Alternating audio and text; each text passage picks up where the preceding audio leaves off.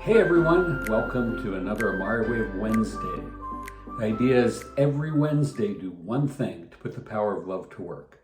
In my Amare Wave Wednesday newsletter this week, I emphasize the idea of getting unstuck, how to do that, and why that makes us better as leaders and companies. First, what happens when we get stuck?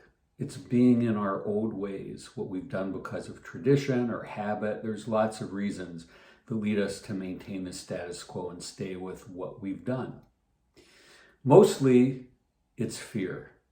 Fear of failure, fear of being embarrassed, fear of not knowing what's going to happen. There's all kinds of fears and uncertainty that leads us to stay put, and that makes us stuck. Now, it's easy to dismiss being stuck as something really bad and we force our way through it. I don't recommend that because there's good to be had in it.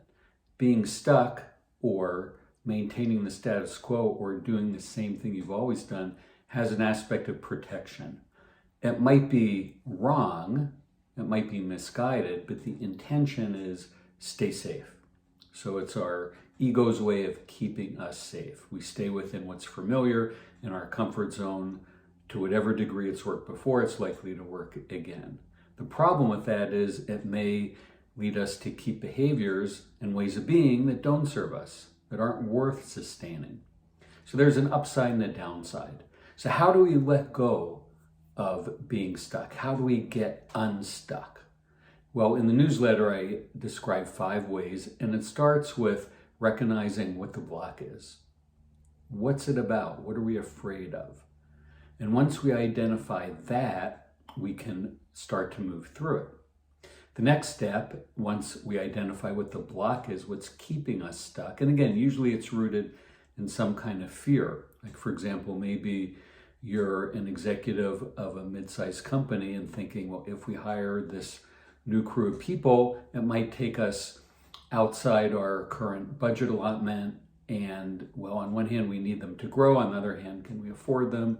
And there's risk on both sides, actually. So once we identify the block and the underlying fear, the next step is to essentially say, thank you, I got this. To recognize that the underlying motive is to keep us safe and on track. And it's time to let that go. And by saying thank you, it acknowledges the service it provided for as long as it was useful. And saying, I'm in charge, I'm driving the bus, I got this. So you, the status quo, the stuckness, is no longer needed. I don't need you to lead the way. I'm leading the way. And then once we do that, we set an intention for how to move forward. What does that look like? And think of teeny tiny steps and imagine if I took this one little step from being stuck to getting unstuck, what would that be? Again, a very small step that poses minimal risk and that we can imagine ourselves doing. And then imagine the feeling it produces. If that works, what happens? What do you say to yourself? What do others say to you? What's it feel like? So we're trying to embody that. That gives us the strength to move forward, to tap into our heart and go beyond what is to what could be. Then we get into the actual behavior change. We go from intention to implementation, and we take that step. We set up resources around us, tell people if we need to, I don't know if this is going to work, whatever you need to do to set things up in order to do this experiment, and consider it an experiment. You're taking a small step to get yourself unstuck and gain momentum into something better. And recognize that on the other side of being stuck is opportunity. So when you're stuck, it tells you there's opportunity just on the other side. Can I get there? And I mentioned some ways of moving from being stuck to getting unstuck. I hope they serve you well. And once you do those, share them. Be a leader in your company, set the tone, and recognize it's hard to get unstuck sometimes, or scary for some, but we can do it. We can take the chance, we can step into it. Will it work every time? No.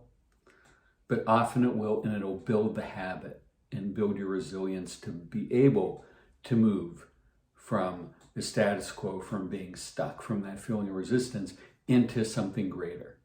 And once your energy starts moving, everything can flow from that. So I encourage you to give it a try. And once you do it, again, inspire others in your organization to not be satisfied with being stuck, to honor it, release it, move on to your next great thing. Have a wonderful day.